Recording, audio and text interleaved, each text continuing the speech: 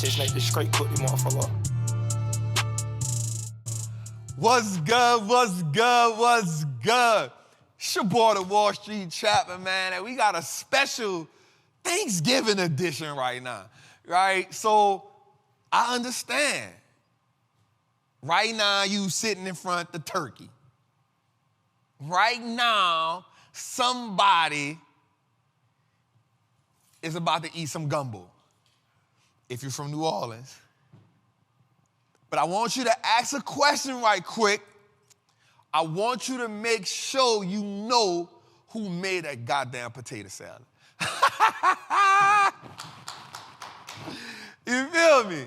So, man, this week, man, first and foremost, man, thank y'all. I know you with your family right now, but I felt like it was the perfect time for us to get together. One of the things we always say as trappers, each and every Trappin' Tuesday is, welcome home. Welcome home. So what I do understand is this. While everybody in the family may not be trappers, one of y'all making sure the TV on right now on this. So for you, I want to say thank you.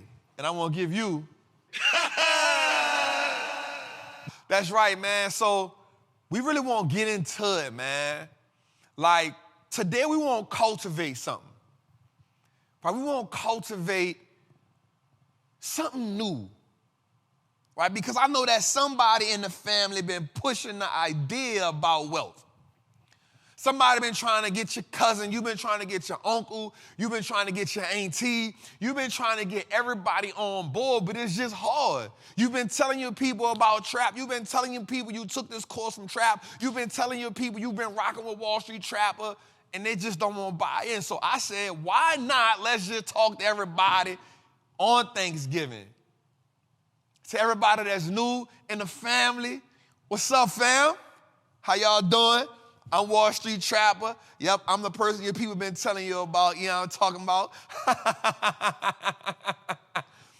But we want to influence wealth right now. We want to influence generational wealth.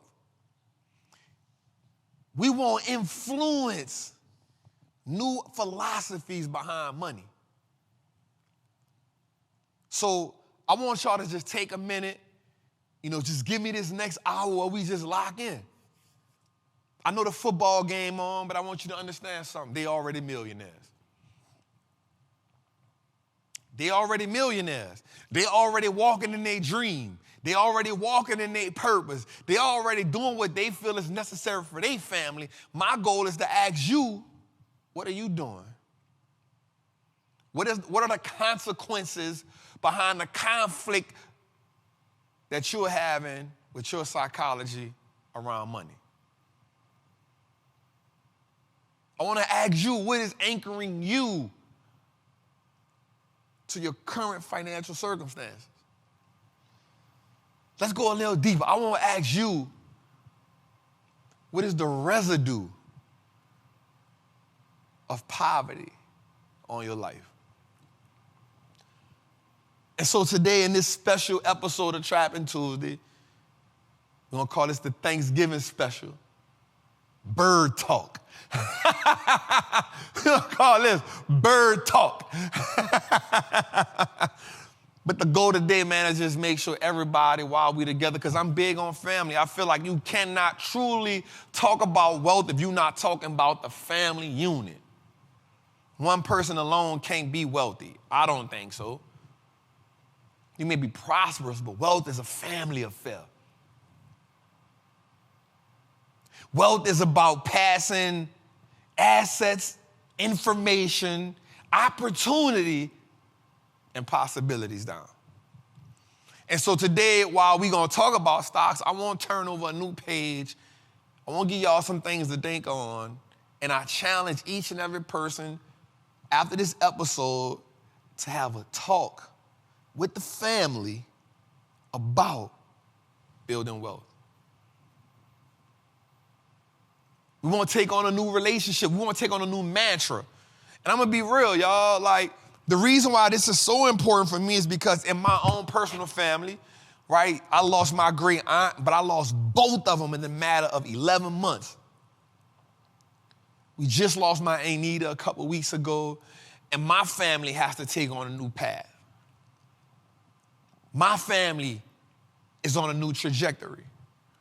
This Thanksgiving won't be the same without my Aunt Nita. But yet my family, we have to find a way to figure it out. It's new to us. So what I want to ask you and your family is, if you are truly about building wealth, if you are truly on a journey, y'all got to discover something new. The old traditions won't introduce us to new realities. What are the consequences of us continuously following the same old traditions? What are we anchored to? Somebody has to be a pioneer. Somebody has to be the trailblazer. Somebody has to establish the new norm. So what happens when our family accepts that we can be wealthy? What happens when the family as a whole unites and says, yo, we can do this? I want you to think for a second. While everybody laughing, while everybody eating, while everybody is happy to be together again, somebody right now in the family is going through a financial turmoil. Somebody in the family needs a financial reprieve. Somebody in the family feels overwhelmed financially. And while I am 100% a man of God, in most families, all we can say is, I'm going to pray for you. It'll get better. And I'm not saying that that isn't concrete, but what would happen if that family member was in that situation financially, in that bind, in that hardship, if we can collectively as a family say, yo, here's 10,000 that can get you out. Here's 15,000 that can get you out. Here's 100,000, but you got to pay that back to the family trust. You got to pay that back to the family bank. See, this is how wealth perpetuates in other communities.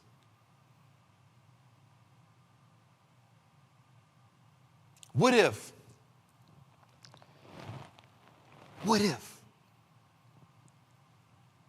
the new norm for every family that comes from where we come from is that financial strife is no longer a thing? What if there's no more, I'm in a bind, Nate?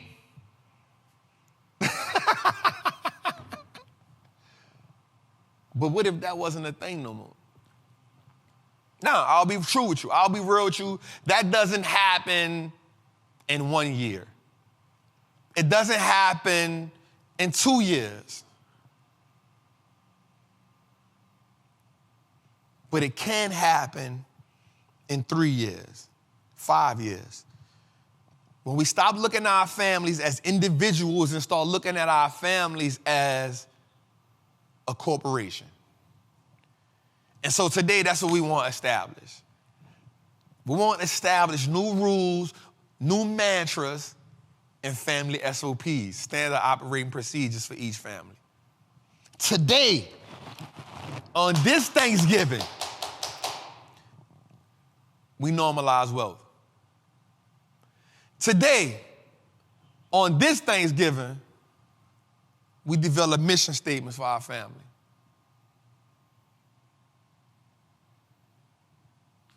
Today, on this Thanksgiving, we're going to give thanks for where our family is headed.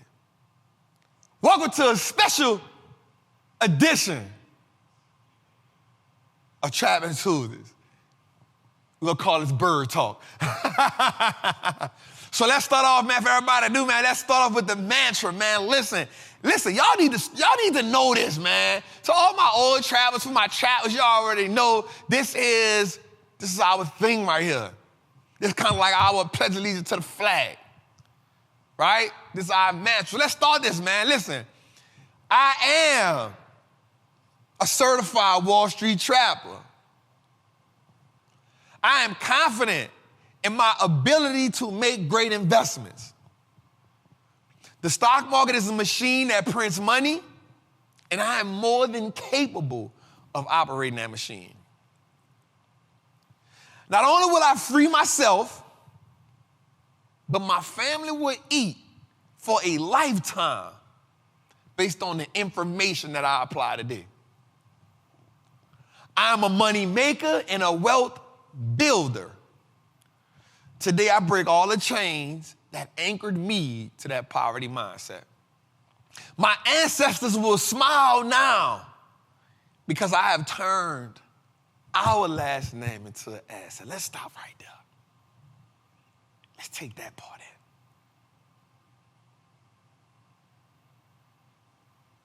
My family's purchasing power will increase. Today, I make the declaration that no longer will I be a slave to money. No longer will the generations behind me inherit lack. No longer will I submit to selling my time for money. I'm a first-generation millionaire. I'm the architect of my family's legacy. I am a certified Wall Street trapper, and Wall Street looks like us now. Woo! Hey, man, let's clap for that.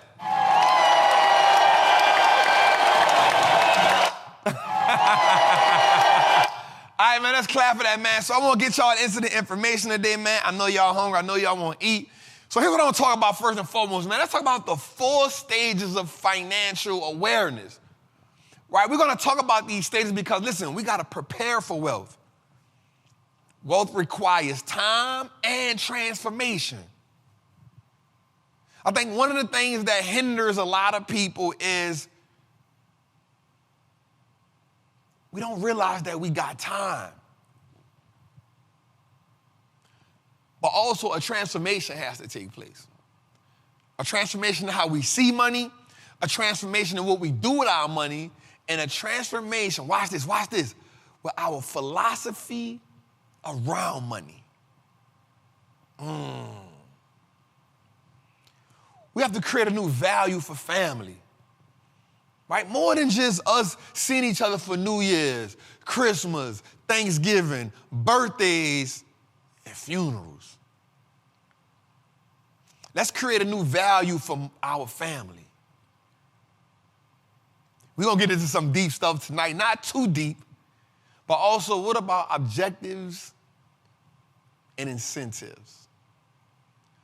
So I'm going to be real with you. Like, I believe personally that a family comes together to build wealth, and those who don't partake in building wealth can't get none of the benefits of it. I was reading a book about the guy from Chick-fil-A, Dan Cathy, and every member of the family can buy into the Chick-fil-A, but every member doesn't get a Chick-fil-A. Right now, the Chick-fil-A family is on their 4th generation. At the age of 18, you can start working at a Chick-fil-A. You can start coming to the meetings, but you gotta wanna be a part of this.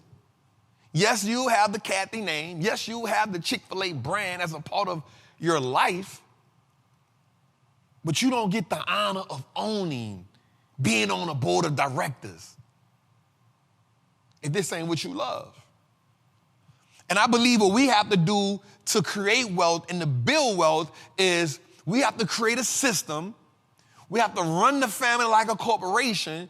And if this ain't your first love of building the family wealth, restoring the family's wealth, establishing the family wealth, protecting the family wealth, recreating the family wealth, So you can't be a part of this.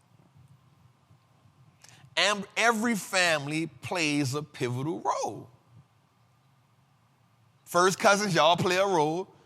Because to be honest, in our culture, first cousins are like brothers and sisters. Listen, I'm an only child. My first cousin, George, is behind the camera. He an only child.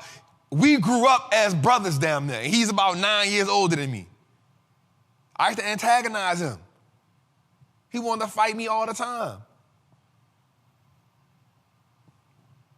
We had fun together. So first cousins, we grew up as brothers and sisters. But listen, your family is a part of this.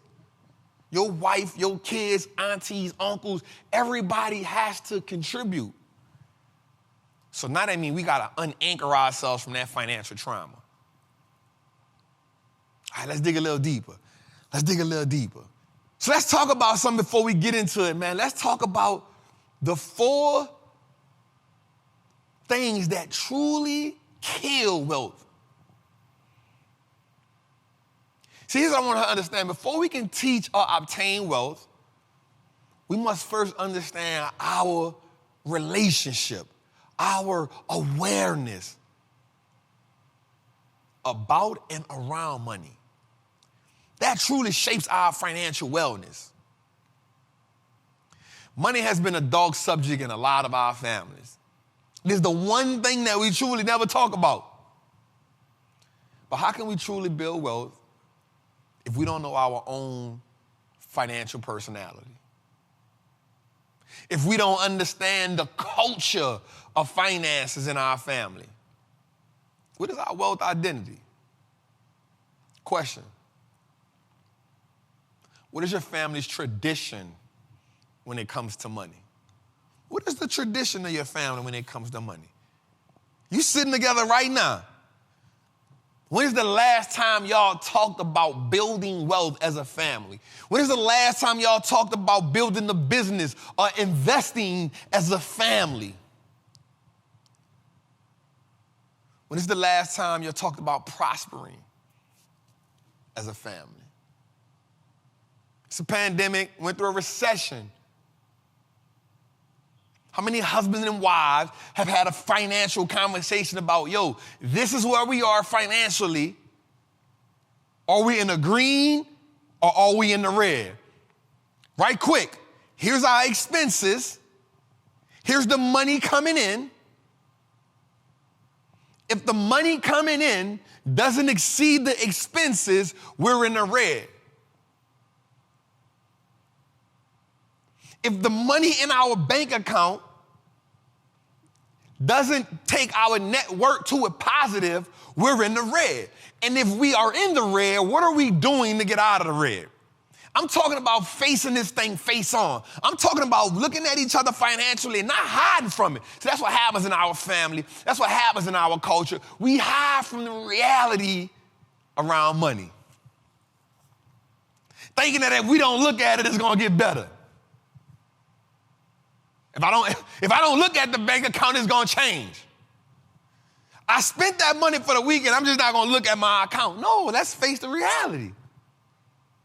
So that this Thanksgiving, I want us to have these financial truths with ourselves. I know it's hard. It's easier not to deal with it. It's easier to avoid. But let's talk about these wealth killers.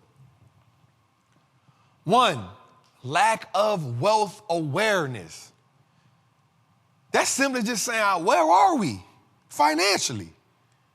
Where are we? What is our position? On a scale of 1 to 5, where are you? 5 meaning you strong, 1 meaning you weak, 3 meaning you like, Where are you financially? 2, we're putting too much emphasis on the material things. I bought a new car, but you in the hole. You couldn't really afford that car. I bought a new watch. I got the chain on. Somebody in the house got a whole bunch of designer on. They fresh. They got the drip on. But they overdrafted in their account. But they look good. They look good. They fresh to death. But they've overdrafted. Their account in the red. That thing say insufficient funds. But I'm not saying this as a laughing matter. I'm saying that the health, your financial health has to improve. Our financial IQs have to improve. And the only way that happens is we take not only full accountability, but what I'm talking about facing that thing head on. This is a serious matter for me, man. Because a lot of families get together for the holidays, and yep, we be happy to see our cousins and we be happy to see our family, but man, we don't address the issues, man. We talk about building and closing the wealth gap in America. Some people don't even worry about the wealth gap in America, which I'm the person, I don't care about the wealth gap because I'm gonna be real with you, yo. The wealth gap will not close, shrinking, if we don't first deal with ourselves and our family. We gotta deal with the intimate situation first. How do I improve? How do my family improve before I can improve my neighbor?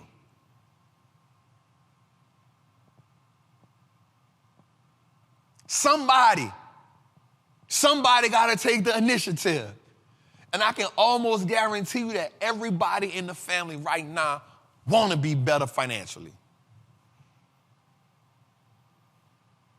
What is the residue of poverty? We're naive about the value of money. Golly. We talking about just not even understanding that, yeah, money is a tool, not a goal. Some people say, Trap, I want to be a millionaire. And that's cool to get $1 million. I want to help you make that $1 million. But what does it help? What does it do you or your family if I help you make $1 million and now it costs you $1 million to live? You're talking about becoming a slave. You're a rich slave. Y'all know my saying. If you allow them to feed you, you give them permission to starve you. This is the reason why the NFL and the NBA, they don't mind in entertainment business. They don't mind giving us multi-million-dollar contracts. You know why? Because they know we don't know what to do with the money, but they'll do what? I may give you a $23 million contract, but you're going to go right to my partner over there and spend it with him. So our other communities are circulating our money in their community. We ain't circulating our own money nowhere. It go out faster than they come in. And I'm going to tell you why I go out faster than they come in. And I'm going to give you an example of how I go out faster than they come in. How many times have we gotten overtime, and when we get the overtime, we spend the money in our head on a check before we get on a check? Oh, that's 10 hours overtime? Yes, indeed. I'm about to go do this, that 10 hours. That 10 hours equal $250 after taxes. You know what I can do with that $250? No value of money. And the one thing that is serious is we have a hard time taking full financial responsibility. Just taking financial responsibility. Saying, you know what, I spent that money wrong. This is what I need to do better next time. It's about having a harsh conversation, y'all. And I know y'all thought I was going to get up here. No, this is serious. Financial literacy is the meat and potatoes of your wealth. It is the sustenance that gives you fulfillment. You know that after you eat a good meal, you be like, damn, that was good. It's the core curriculum missing from your assignment. That's what financial literacy is. And so today we want to go through that. We want to have that conversation. What are the consequences of you not building wealth? Who benefits from you building wealth? Whose life improves from you being the one to build wealth? And on the same token, Who does it also affect if you don't start building wealth? Who do you help? Life gonna go up and down. Life gonna go through life. Life gonna life. But I can promise you, you can life with a little bit more confidence if you know that you're financially stable. Now I want to do something. I want to show y'all like these 4 levels. Right? The first level is financial dysfunction. I'm not going to lie, that's what a lot of people just thrive at. Just financial dysfunction. Just the money come, the money go. You don't understand where your account at. You don't understand where your bank account at. You don't have an idea of your net worth. You got more money in your bed, under your bed and in your closet. You got in your bank account or your investment account. You got a bunch of credit cards. They all overdraft. You maxing them out. You living paycheck to paycheck. We talking financial dysfunction. You talking about impulsive spending. You talking about everything just indulging.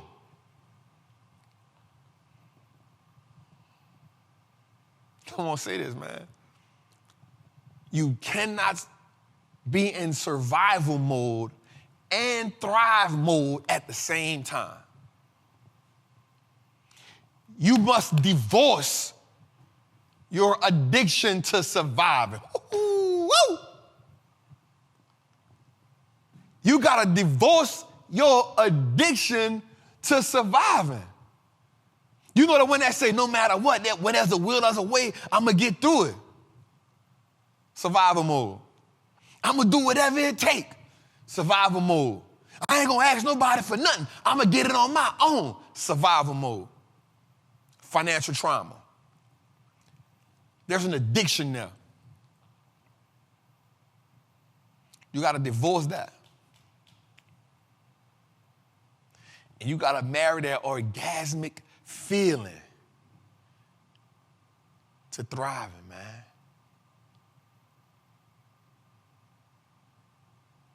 I'm talking about like when you get up in the morning and you know my investment's working for me. When you get that check, you know I'm about to make this investment. We about to build this business. We got this trust. We got this. We talking about that feeling. Ain't nothing like it. The feeling of initiating wealth is intoxicating. The feeling of getting them dividends is intoxicating. It's euphoric. There's a lot of pain and hardship that come with survival mode. Always being on alert, knowing you gotta go to work every single day. You selling more of your time than you are buying it back. There's a different type of confidence that you walk through the world with, knowing that you are financially sufficient. Knowing that you are taking the proper steps to build the wealth, to establish your certainty. Having that financial fortitude. Ooh. Let's clap for that.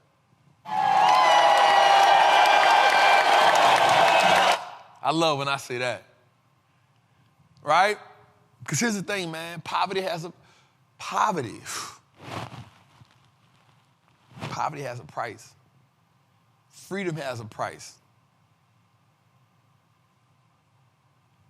Poverty is the ultimate taxation. Say it again. They both have a price. Poverty has a price. Freedom has a price.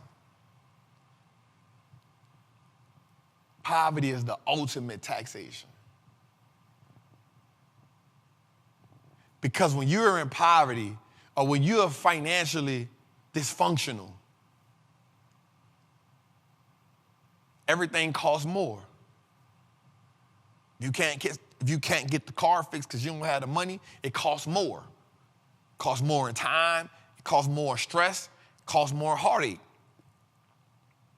If you can't get the rent paid or the bill paid, it's stressful in the house. It costs more. It's the ultimate taxation. When you're financially dysfunctional, every time something come up about money, it adds stress. Life gets dense.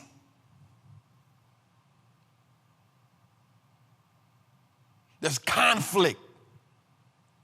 You be mad at stuff you don't even be mad at. Who got the air on in my house? Turn that heat down. Close the door. Why you got my refrigerator open? Everything is an issue. I ain't come and get you over there. You know, a great prophet once said this, man. When you broke, you drove, huh? When you paid, you got buku places to go, huh? Many of our families are stagnant financially, yo. So let's move up a little bit. We get from the financial dysfunction, and then we go to financial stability. Got our feet on the ground. Feel a little good. You know, that's the people with the good job. You know, you got the job. The job paying you some nice money. You got money in your account. Right? You got money in the account. Paying for the kids' school. You don't got all the things you want, but you way further than where you came. We talking about just being stable. A lot of us get stagnant right there. I remember coming up in New Orleans, man, like in the early 90s, if you moved to New Orleans East, man, you was financially stable. If you had the floor model TV, you was financially stable. If you had the water bed, we good. Today, that water bed, the floor model TV. You heard me? In that east, you heard me? Y'all know Tootie in the back, Tootie out the east, you heard me? There's a neighborhood in every community. If your family moved over there, y'all say certain stuff like, well, y'all think y'all better than us. You might have got the brand new car, but it's better than. Most of our families get stuck in that financial, we get stagnant in that financial place right there. We better than what we were. We probably ain't going too much further, and we sell that. We get anchored there. We've been in the same position for years. I want you to understand that it's not your fault at this point, because even though you have access to the information now, the hard part is deciphering where to start. The hard part is maneuvering through the minutia of information. Woo, y'all heard that word, minutia.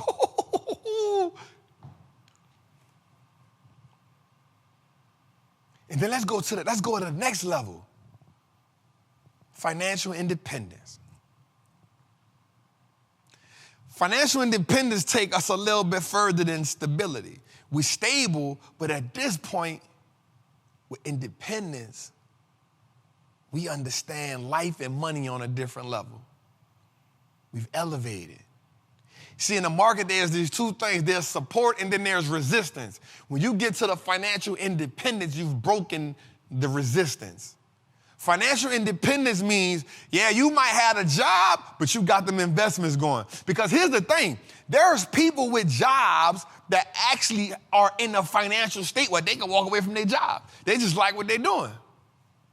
I'm cool with that. I'm not the person to tell you that you got to be an entrepreneur to build wealth. Your job should be your first investor. But that goes back to understanding the part we talked about of being what? Financially conscious. Financially aware. I hope this is making sense to y'all, man. Look around at your family, man.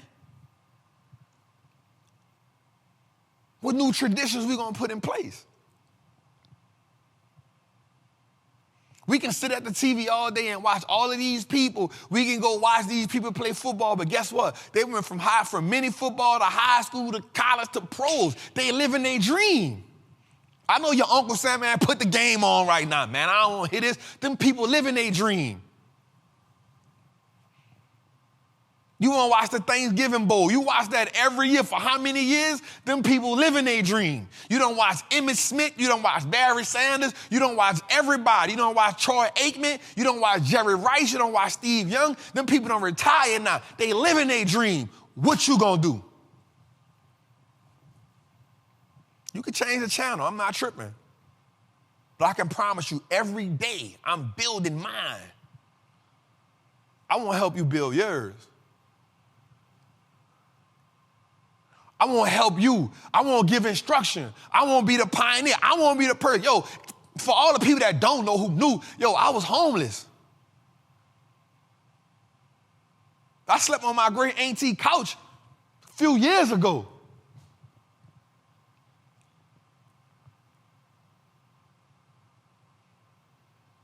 I'm 15, 16. I'm sleeping out of bando. I want you to understand, I ain't never even seen a silver spoon, the one they were talking about. I don't know what it looked like, but I'm here. And I ain't where I want to be at, but every day I'm building the blocks of where I'm destined to be at. We both can have the same 24 hours and live in the same world, but look at it completely different. I understand that the world is full of endless possibilities. Some people understand they live in a world full of obstacles and adversities.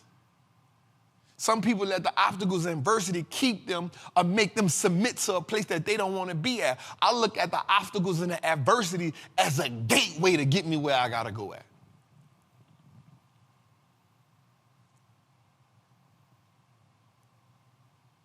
I look at the obstacles and the adversity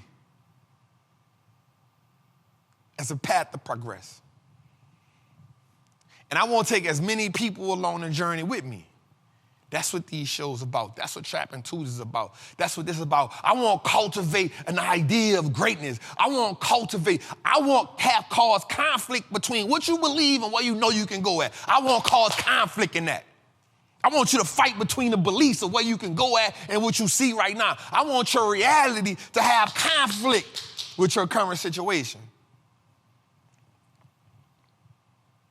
I want the consequences of you believing in yourself. I want the consequences of you building wealth to be a lifetime of freedom. Freedom is an acquired taste.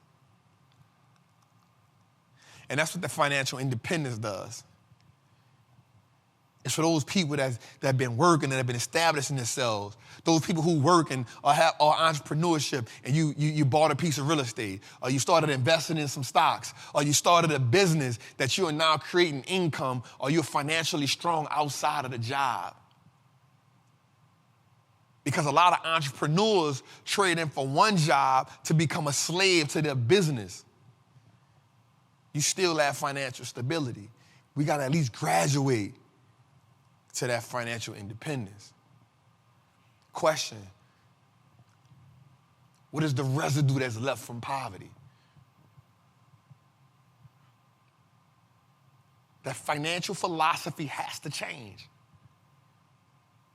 How do we cultivate new ideas, new strategies, new belief systems? So when I say Wall Street looks like us now, it ain't just talking about the stock market.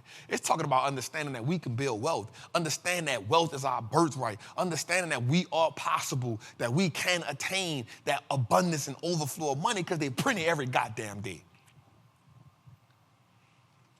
The same businesses we talk about investing on the stock market, guess what they're doing today? The business is still open. They still printing money.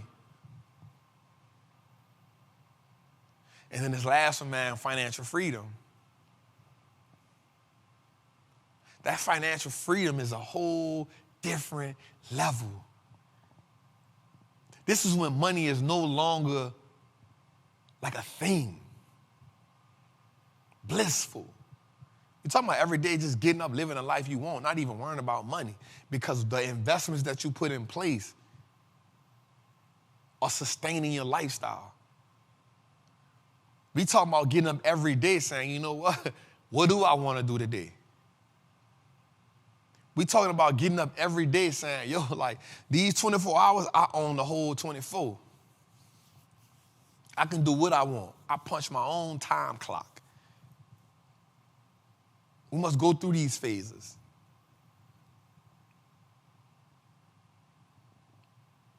And I'm telling you, we know it's possible. The goal now is to achieve it. And so now I want to talk about in creating wealth and in building wealth. Here's some of the things that we got to do. So while we're together as a family, like I want us to, like think about creating a mission statement. What is the family's wealth mission statement? You know, like, so when you think about from the chapter Wall Street, or Wall Street looks like us now, like our mission statement is helping the culture build wealth one share at a time. What that is, that establishes values for me. That establishes a precedent for my company and my business. Big Trap Media. We want to produce movies. We want to produce series that represent wealth from my perspective. Big Trap Media. Wall Street looks like now, us now network is the network that the media company produces for.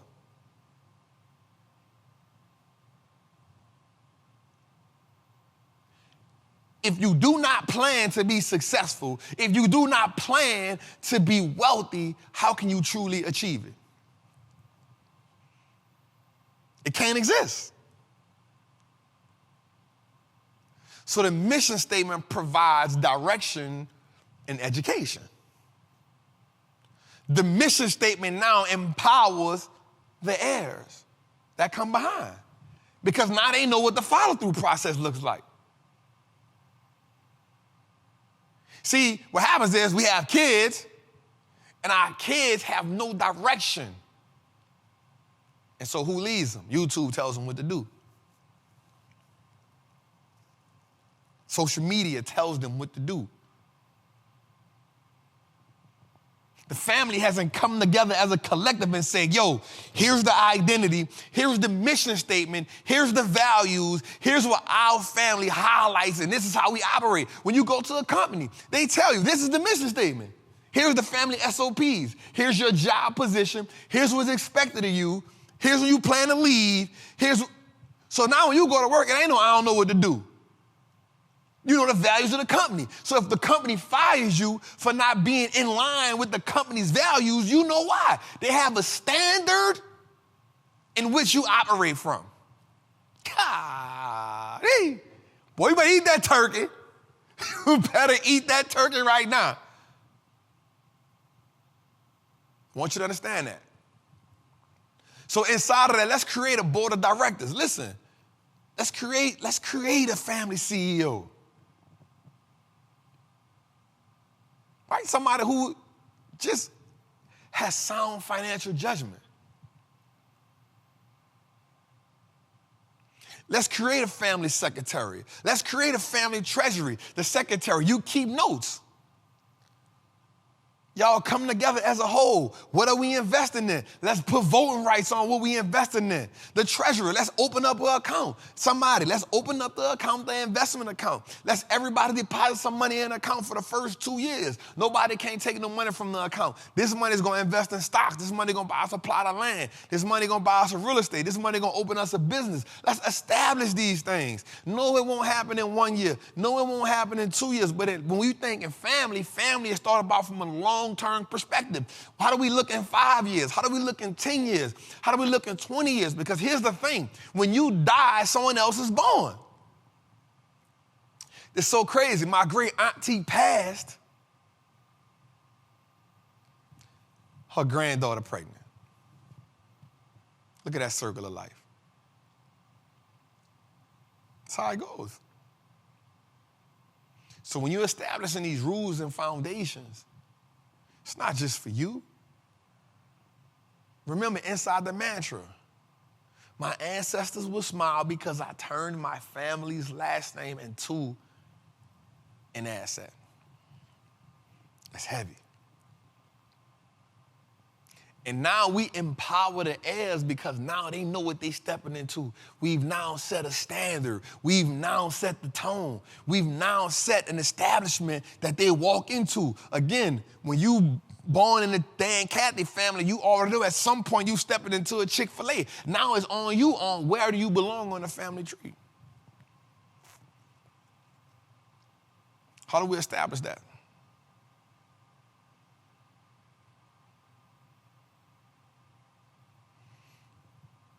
So now I want to just talk about something because the stock market is the catalyst for me. And so one of the things you'll always hear about is the S&P 500. And so I want to talk some stock talk tonight. So let's look at the S&P 500, right? So the S&P 500 consists of the 500 biggest companies in on the market in the United States, preferably. And it's broken down to 11 sectors. Got technology, discretionary, communications, staples, real estate, utility, healthcare, energy, materials, finance, and industrials. Now, inside of these 11 sectors, we have industries, right? So it's kind of saying like, let's say inside of the financial sector, you have banking, you have wealth management, you have insurance companies, you have payment processing. All of these fall inside of the financial sector. So each sector has different industries. You feel me? Now you can also buy an ETF, which now gives you access to maybe 30, 40 companies in each sector. This is a great way for people who don't know what specific companies to buy, but they can buy an ETF. There's at least 11 one ETF for each sector that we can buy. So let's say you like energy. So you like the shells, and you might work in a power plant, so you understand Exxon. So if you're in the Gulf, if you're in the South, and you work at a plant, you know one thing in the South, getting a plant job is the thing to do. I got a plant job. If you got a plant job out the gate in the South, you already move up from poverty to that financial. Gee, all right? All right, cuz? Like you get somebody at the plant job, you in the South, you think you hit a lick. A female like, I got one. He working a plant. Girl, he working a plant. You already thinking like this. He working a what? He working a plant.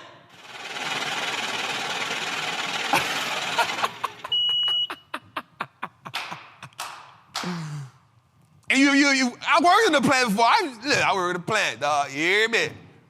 I was hustling. Once I stopped hustling, like once I really got out the street, I was working in the plant. I ain't feel like I fell off. I was like, I work in the plant. I ain't really fall off. I started building stadiums and power plants. I was like, I ain't bad. I'm good. Shout out to all my iron workers. I see you. All my boiler makers, all my welders. I see you. All my crane operators. I see you. Pull them goddamn levers, man. That's an inside joke. If you're, in a plant, you tell a crane operator, don't tell me how to run this up here, man. Pull them goddamn levers, man. Gee, what that mean? Pull them goddamn levers. You know what the crane operator do? Hit the goddamn horn. Don't tell me what to pull. Swing it left, swing, left swing, left swing, thumb down, left swing. Oh, that's right swing, left swing. Boom it up, hold it low. Come on, man, boom it down, hold it low. Come on, man, stop playing, man. I still know what I'm doing, man. Hold it there. I say hold, goddamn it, hold. Don't. All right, let me chill. All right, but this is the S&P 500, man, and so a lot of companies, a lot of people, now here's the dope part about it. Companies that's in the Dow or that's on the NASDAQ, which is the other, can also be on the S&P 500. This the big boy. You got to be here to be anywhere else. So this is a great way to start, man. You can buy the whole S&P 500 by owning the VOO, the SPY, SPX. You can own this. You can own the whole 500.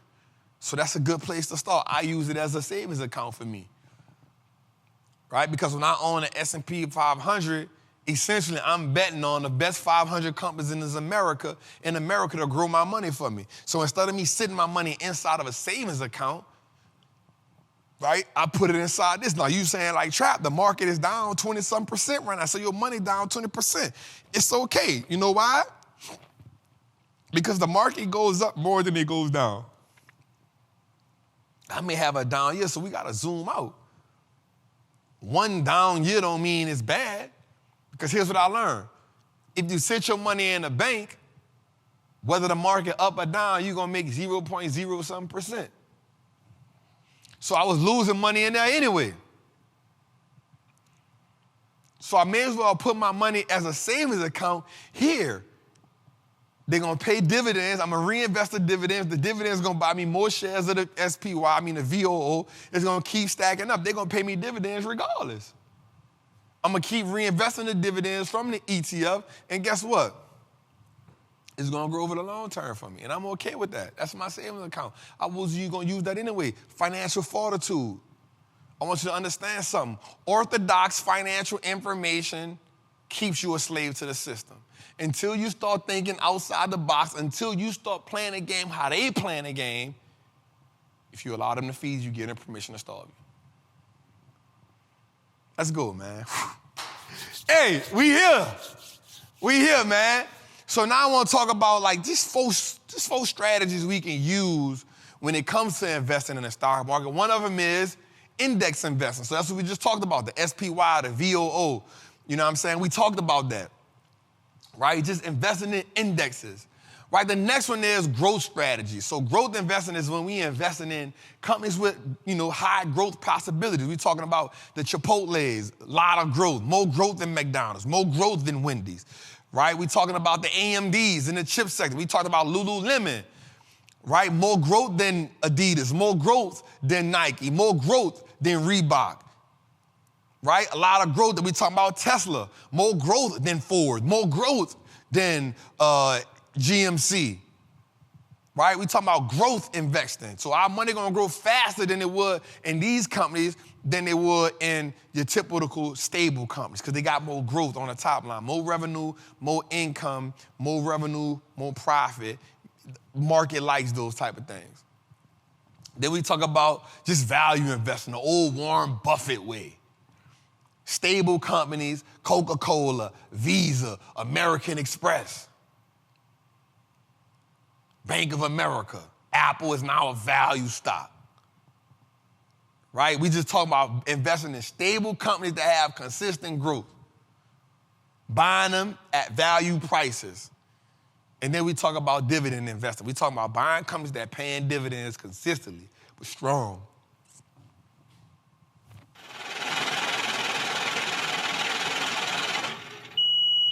Right? We're talking about the Costco's, the Waste Managements, the Old Realties, the 3M, the Simon Properties, the Verizons. Companies that pay strong dividends that we can use those dividends to reinvest. And as we reinvest those dividends, what those dividends do now is buy us more of the company. But since we're talking about dividends, let's graduate into talking about just 3 types of dividend stocks, right? So there's your low yield. So the low yielding dividend stocks is somewhere that's paying 1% or below 1%. What does that mean? That means that dividend equals 0.99% of the stock price, right? They got us a small dividend. Now, check this out. If a company is $500 and they're paying us a 0.99% or maybe a 1%, then we're getting 1% of that stock price. So the yield is the representative of that percentage of the stock price they're paying out to us, right? Right? So then there's the medium yield. So I kind of like to be in this area, that 2.5, not really the 1, but that if I could get that 2.5 and up. So you're talking about the Starbucks, the Black Rocks, the Home Depots, right? The Caterpillar, strong, solid dividend-paying companies. And so a lot of times, if you want to look for that extremely high yield, like higher than like 4, 5, 6%, you get into those REITs, those real estate investment trusts, right? These are the companies that, so you think about data centers, right? So if you think about all of the data that Facebook and Netflix and Disney and Microsoft and Google, they have to store that data in the facility. Those data centers are REITs. If you think about Amazon, those warehouses that they have, that's a REIT, because Amazon don't want to build a warehouse. They go to a company like Stag and say, yo, I need a warehouse. They build their warehouse for them. If you think about like Exxon or Chevron, they don't build gas stations. They have the material. Well, that gas station is a REIT because they rent from those people, right? Home Depots, like they rent, right? They're not building a Home Depot, so those people pay rent. It's called triple net lease. That's another way we can get into real estate. That was another one of the sectors we can invest in. So those typically can have like high yields. But since we own dividends, because I know that dividends really like entice people when it comes to investing, right? I want to show you like this dividend calendar. And so this is the way you can get paid every month of the year dividends, right? So, think about this, investing in Visa and Lowe's, that can give you a dividend for January. Apple and Starbucks, they can give you a dividend for February. Home Depot, McDonald's, March, right? Merck and Walmart, April. Verizon and Clorox, May. Right now, don't get me wrong, these companies pay 4 times a year. But if you stagnate them, right? Now you can be getting dividends every month. So if you've built your account the right way, again, remember we talked about being a dividend investor. If you're a dividend investor, one of the things you can do is what? You can schedule, I'm getting dividends every month from the companies that I'm invested in. Now, here's the dope part about it. There are some companies like the Stags and the old realties that pay us dividends every month anyway. See, I want us to go to that financial freedom, that financial independence, that financial freedom. To get there, we got to start thinking like wealthy people. Warren Buffett gets about $700 million a year in dividends from Apple.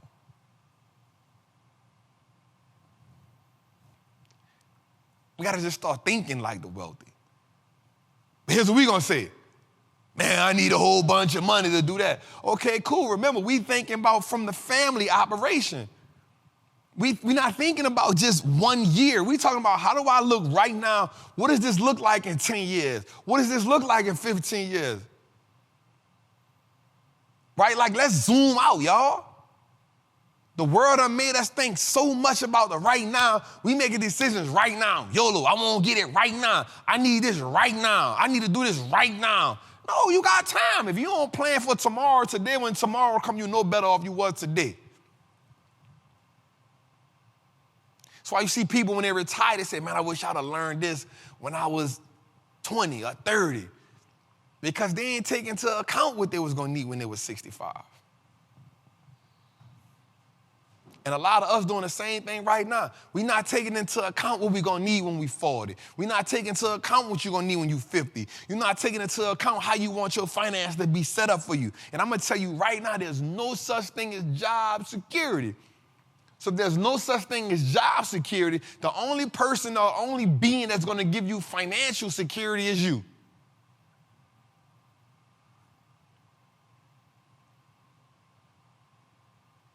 One of the scariest things in the world is to say, I'm responsible for where I'm going to be financially. One of the most important decisions you ever make in your life is how much of your money you're going to get to work for you. How much of your paycheck you're going to get to work for you. If you're an entrepreneur, how much of your money you're going to take out of the business and get it to work for you specifically. If you got a job, how much of your money you're going to dedicate to your wealth building fund instead of paying the bills. At what point do you put yourself first financially?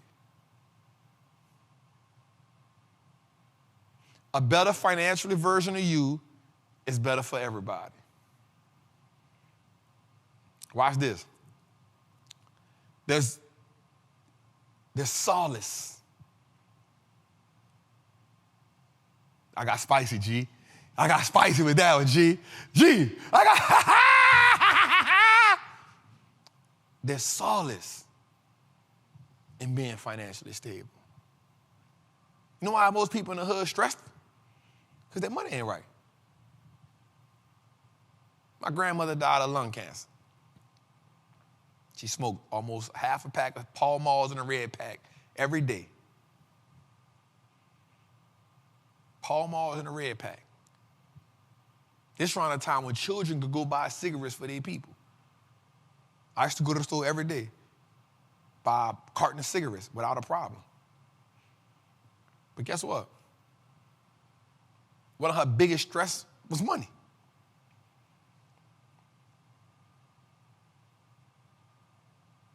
People catch aneurysms, high blood pressure, diabetes. Most marriages end. 87% of marriages end because of money. Money.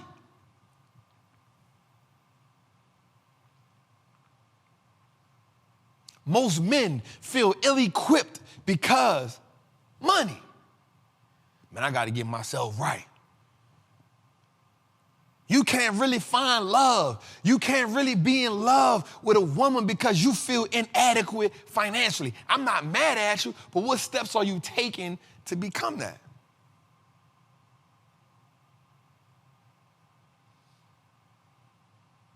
I'm not the person to tell you that money is not everything. That ain't me. But I am the person to tell you that go get you some money. You have a better quality of life. A lot of things that will worry you won't worry you if you get some money. Watch this. You can peel back the other issues you have when money is no longer a problem.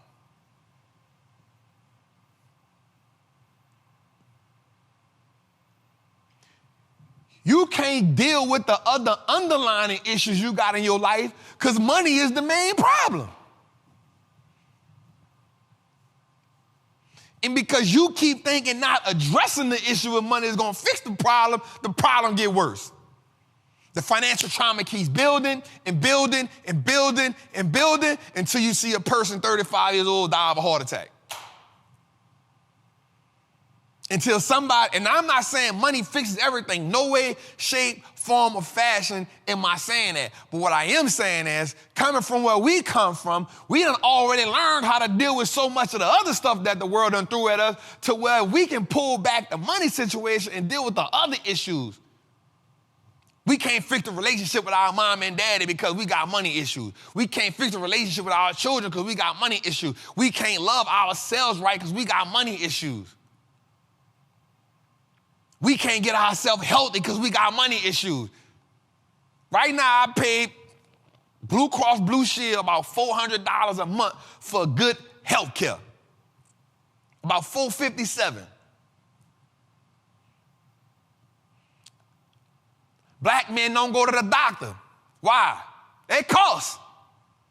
I'm all right, I'm good. I'm straight. I'm just being real. Our children can't get adequate education. Why? Because they put a price on it.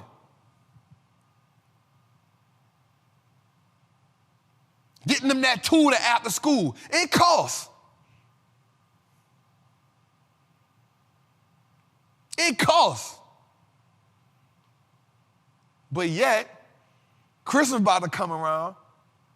How many people about to buy a whole bunch of stuff that they don't need with money they don't have, and they about to go in a hole, and they about to anchor themselves for more financial trauma because now you bought all that because you want your kid to have a good Christmas, and now after Christmas, you panicking on why you can get overtime, where you can get overtime from, who hiring, how many different jobs you got to work to pay off this what you bought for Christmas because already the interest on the other debt you owe is piling up. We talking about financial trauma. And now's the time to talk about it.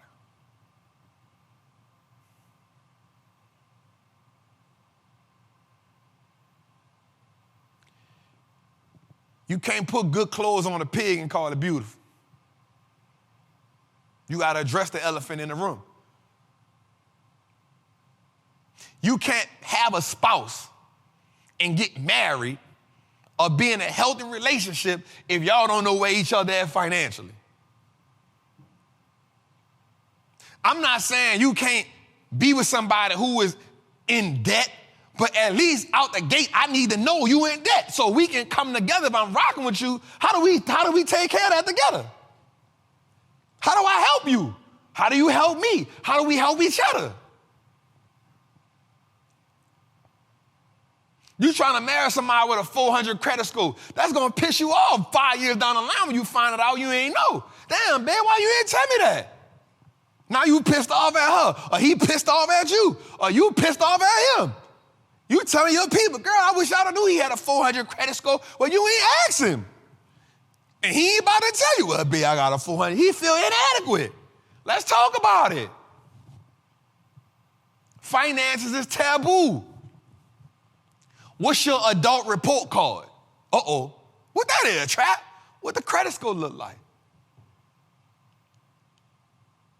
Okay, how do we have kids and then start saying, yo, check this out. My daughter, right? How do I, boom, open up a custodial account in every family? Everybody should have custodial accounts for children. So instead of going buy them a whole bunch of stuff for Christmas, first let's everybody contribute to every child's custodial account before we buy a toy.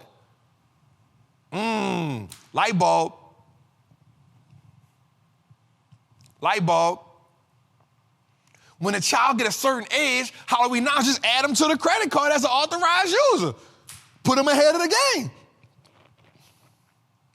How do we show them how to leverage debt? One of the greatest things you could do in America is learn how to leverage other people's money. So many people. Donald Trump said it. First and foremost, he told him, Dave Chappelle said it. Yo, I know the game rigged. Well, how you know that this game rigged? It is rigged. I've been using it my whole life. Donald Trump is a product of a rigged system. The thing is, so are we. But through what lens of the rigged system have we come from?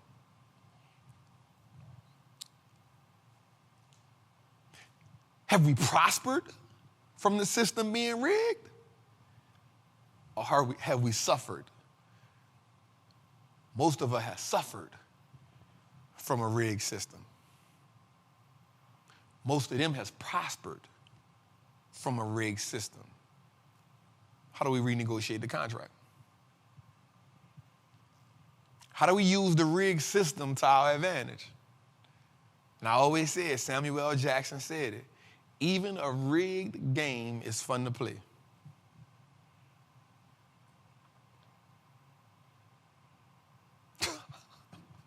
Let's go, man. So another thing I want to talk about right now is called duopolies, right? So duopolies are, think about it like this, man. When two companies like dominate a specific sector.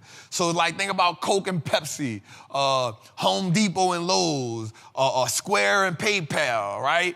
AMD and NVIDIA. So you have two companies that just dominate a specific sector. One of the things you can do is either pick one, the majority, or just own both of them. Right? And duopolies are cool. Right? Walmart, Costco. They dominate a specific area, a sector in the market. You know a lot of them. Right? A duopoly. Right? And I want to just talk about growth. Right? So one of the things I want to talk about, I want us to look at something. I want to build this out for us. As we learn and as we get into building wealth, I want us to look at something. I orchestrated this visual. And it's just my perspective on how the game is played. So, stocks and businesses grow the wealth of the family. Watch this, y'all. Stocks and businesses grow the wealth of the family. Real estate and agriculture create cash flow and taxes. They create cash flow and tax benefits. The one thing I love, see, there's pros, so the thing about it is, think about it like this. Stocks and businesses represent the ultimate liquidity for any business, for any family.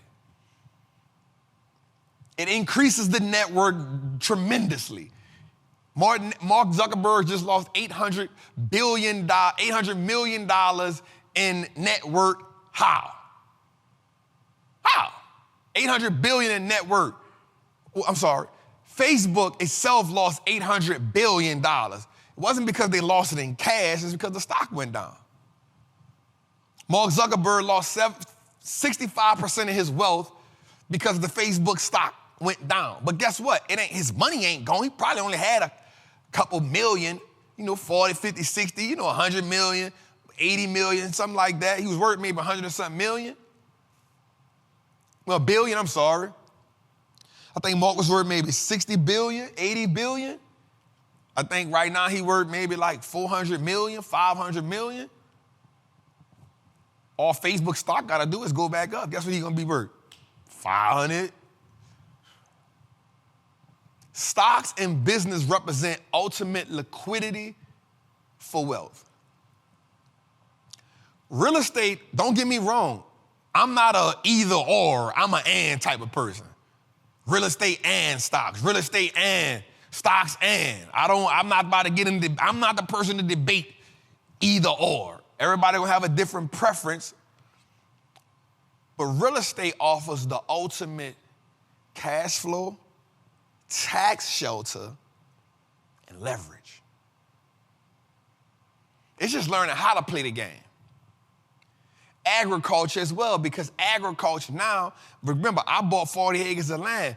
Once you put a cow on the land or a bull on the land, you get a whole different type of incentives from America. It's just learning how to think wealthy. But watch this. Insurance, life insurance. We talking about whole or term, the IULs, the trusts. They represent longevity. They represent family banks. They represent protection. And that's what we need to build wealth. So me personally, I think these are components that every family should work toward. Having stocks, having a business, having real estate, agriculture, insurance, whole life, get with your insurance agent. The IUL, the Index Universal Life, and trust. These things provide us just protection. That's how the Rockefellers built their establishment year after year after year, protecting themselves, tax shelters, leveraging to pay taxes, using the family, putting money in the IUL, using the IUL to go buy certain assets without having to go to the bank, borrowing from the family, paying the family back, protecting it inside of a different type of trust. This is what we got to learn. Stop going to H&R Block. Stop going to TurboTax. Get your CPA. Get your accountant. Get a family accountant. Got to learn how to play the game. And I think that's what this is all about, man. And then I want to get into one last thing. This wealth pyramid. This is so pivotal and this is so vital because once we understand this and once we see this, this truly changes the game and gives us perspective. As the first generation, your goal is to establish the wealth. That's your goal, to establish it. Help build out that blueprint. The generation you go into, you got to lead them SOPs because their goal and their mission is to grow it.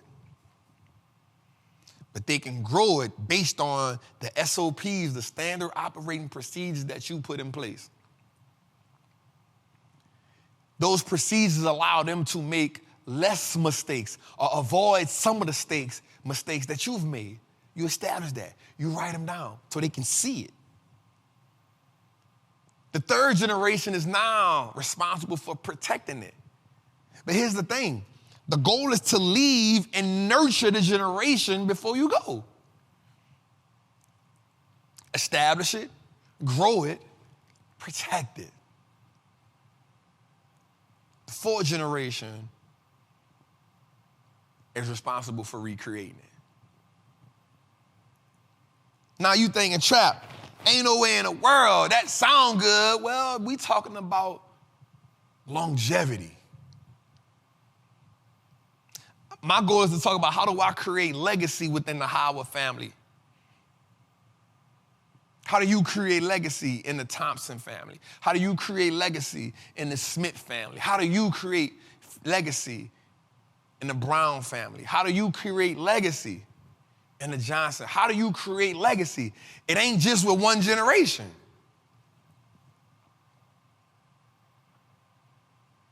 First generation established, you the person that's gonna go, your generation gonna go through all the trial and the error, the finding out, the loopholes, the burning, damn, I lost money here. But now it's me, I'm the first generation. Guess what I'm doing now? I'm schooling my daughter. Yo, I'm teaching her now, you know, financial ABCs and teaching her about certain things. Establish it a little bit more, but guess what? Once I establish the rules in her and let her see it, guess what? She got a blueprint. And so now when she have kids, if God bless me to still be here, now me and her can collaborate in teaching her child, her husband and her child. And if I'm gone, my daughter can now take what I've taught her, establish it. Because here's the thing about information, it evolves. And then guess what? Now she can teach her child what I've taught her and what she's got, and now she can teach her child how to grow it and protect it.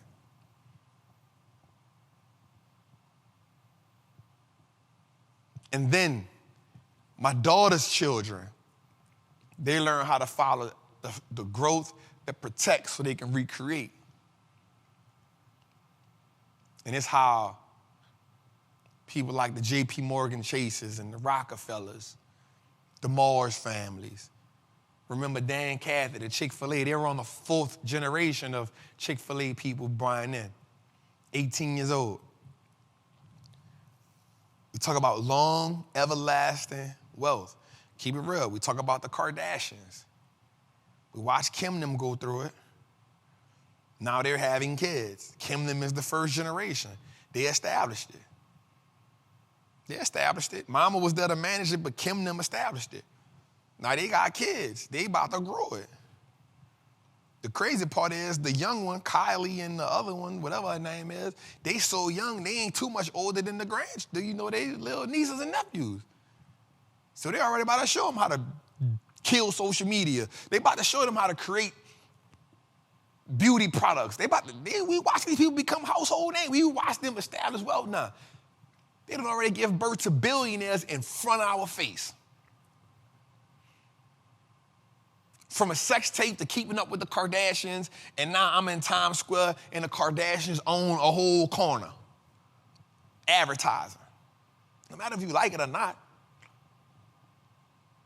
No matter if you like it or not. They done gave birth to a billionaire, and watch this. Watch this. The money got younger and younger. Daddy was the lawyer. All right, boom, he, passed away. Kim came on. Mom's nurtured that. Baby sister, billionaire. Kim, Skims, $1 billion company about to get an evaluation on that. Everybody don't got to be billionaires, but look, the money start learning how to maneuver. And guess what? Babies, guess what they're going to already learn how to do? Operate the business. Whether you like it or not, job well done, Mom. Whether you like it or not. So now they on the second generation now. Guess what? That second generation got such a head start. What happens when your generation doesn't have to start behind the 8 ball? We fight so much just to break even. We be wore out by the time it's time to progress. We be wore out just to break even, just to get out of debt, just to break even. That fight wear us out. Remember, you got to divorce the survival mindset and marry the thriving mindset. And I just want us to say this before we go, man, before we leave tonight. Building wealth is a game.